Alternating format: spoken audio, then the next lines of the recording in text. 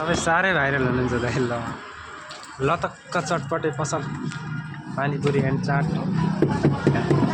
लतक्क पारामा location भन्दिनँ न अरू आउने मान्छेलाई नि सजिलो होस्। सन्धि खर्क गुन्टे खोला ट्याक्क मुनि केशव दाईको भाइरल चटपटे एन्ड पानीपुरी पसल।